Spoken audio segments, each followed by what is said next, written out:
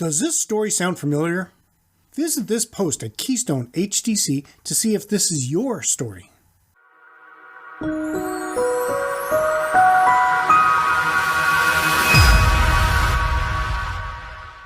Welcome to another edition of Hospitality Property School. I am your instructor, Gerry MacPherson.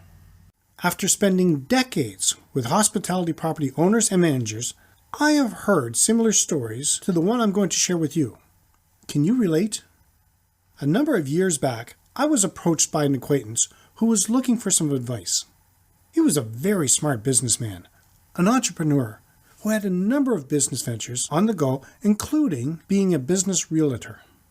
He was very analytical and focused on the bottom line, but he came across one business for sale, an independent hotel, and was intrigued.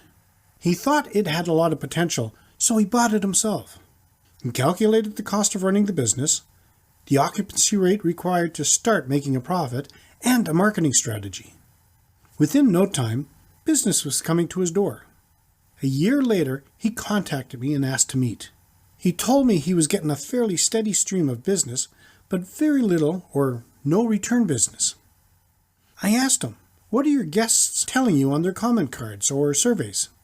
He told me he didn't have comment cards available and he had never done a survey. Then I asked, "Are your staff trained to ask for complaints?" He told me that was one aspect that was not covered in training. And then he admitted there was very little training for any of his staff. I suggested I could check in and stay a night and then report to him what I found.